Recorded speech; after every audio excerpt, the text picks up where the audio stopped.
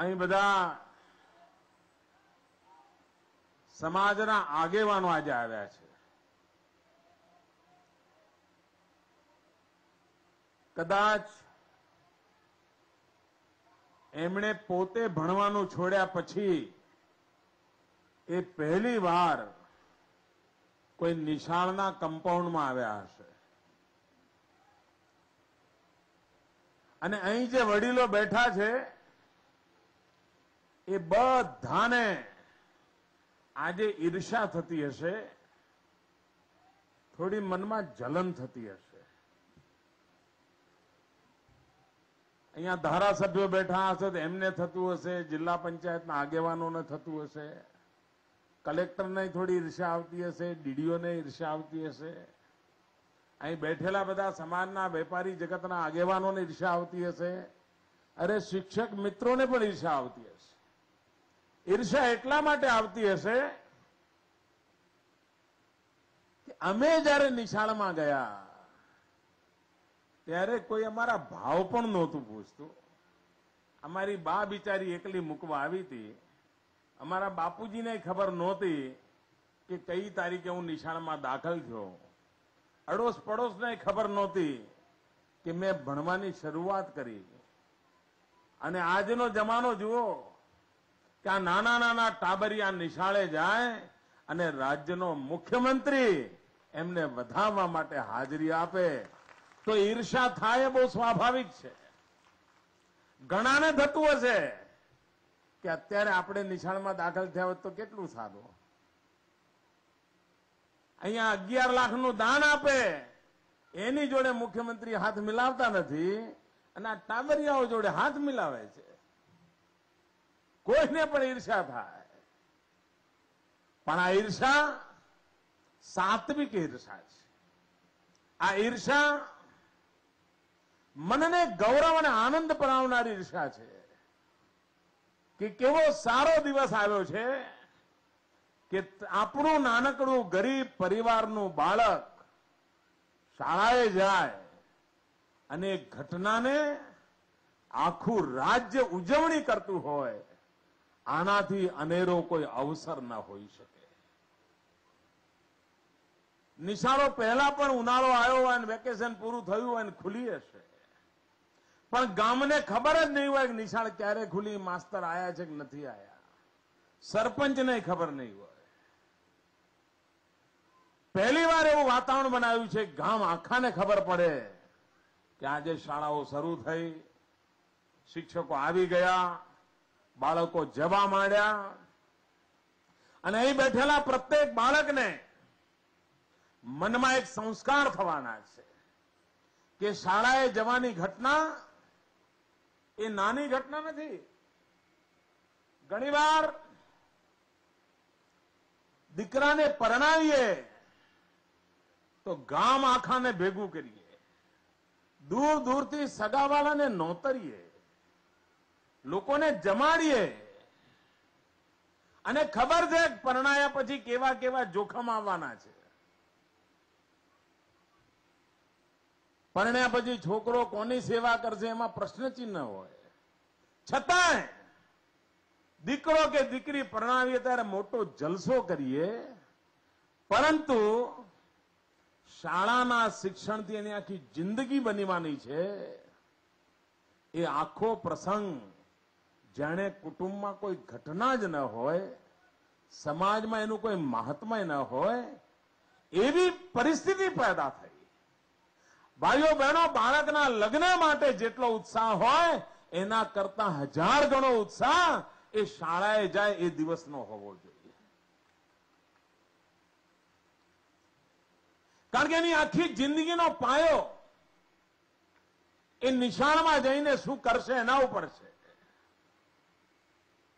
શાળાએ જવું એ સમગ્ર કુટુંબનું, સમાજનું ગૌરવ હોય અને એક વાતાવરણ બનવું જોઈએ કે જે શાળાએ જતા રહી ગયો હોય એને નાનપ લાગતી હોય.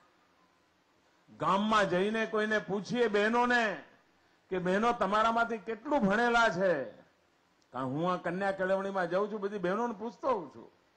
અને બહેનોને કહું કે તમે જે ભણેલા હોય હાથ ઊંચો કરો, અભણ હોય હાથ ઊંચો કરો.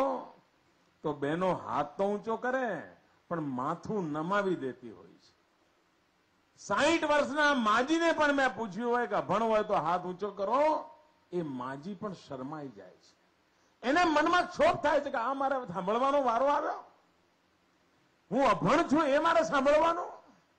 60 વર્ષે 70 વર્ષે પણ અભણ હોવાનું દુઃખ એકે એક માતાને પિતાને હોય છે. એ બિચારા દોષ કોને દે? સરકારને દે, મા બાપને દે, પરિસ્થિતિને દે, કોને દોષ આપે?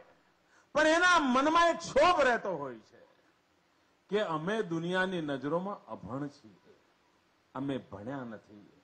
તમને 70 વર્ષે પણ માથું જો શરમથી ઝૂકી જતું હોય,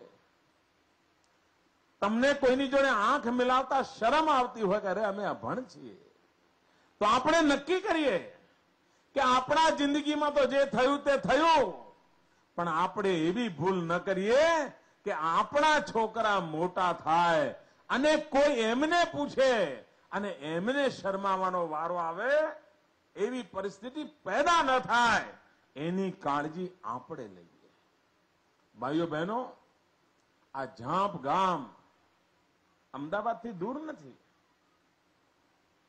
પાસે કહેવાય.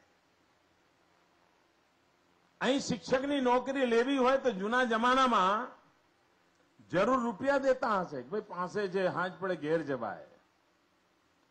આટલું પાસે આ ગામ હોય અને ગામની અંદર કન્યા સાક્ષરતા, સ્ત્રી સાક્ષરતા માંડ 20% હોય. આ બેઠેલામાંથી 100 માંથી 80 બહેનો એવી છે જેણે નિશાળનો દરવાજો નથી જોતો. ભાઈઓ, આ કાળજું કંપાવનારી ઘટના છે, પીડા કરનારી ઘટના છે. મને અત્યંત વેદના થાય છે કે અમદાવાદ ગાંધીનગરની પડોશમાં હોય આ ગામ અને એની આ દશા. આના માટે જવાબદાર કોણ? આ પાપના ભાગીદાર કોણ? આ સમાજના ગુનેગારો કોણ? આટલા નજીકમાં અને મુખ્ય રસ્તા પરનું ગામ, સુખી સમાજના લોકો સરસ મજાની લાખો રૂપિયાની ગાડીઓ લઈને આ રોડ પર દોડતા હોય, નર સરોવર આંટો મારતા હોય, અને રોડ પરનું ગામ આ સ્થિતિમાં હોય, એનાથી બીજી કોઈ પીડાદાયક બાબત ના હોઈ શકે. અને હું કોઈને દોષ દેવામાં માનતો નથી ભાઈ. અહીંયા અનેક લોકો એવા છે જે મારા જન્મ પહેલાથી અભણ છે, તેમ છતાંય મને પીડા થાય છે. શું આ પરિસ્થિતિ બદલવી ના જોઈએ? સમાજ તરીકે આપણું આ કર્તવ્ય નથી?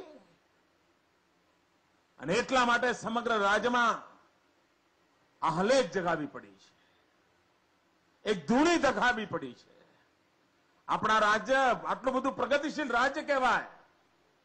2001-2 સુધી સ્થિતિ એવી હતી કે 100 લોકો નિશાળે જવા જેવા હોય બાળકો, એમાંથી માંડ 60 જતા હતા. અને ગયા પછી એક જ વર્ષમાં 100 માંથી 40 ઉઠી જતા હતા. 5મું ધોરણ પૂરું કરનારની સંખ્યા સાવ ઓછી હોય. 7મામાં તો આંગળીના વેડે ગણા એવા હોય, અને હાઈસ્કૂલ તે કોલેજ જોવાના નસીબ જ ના હોય.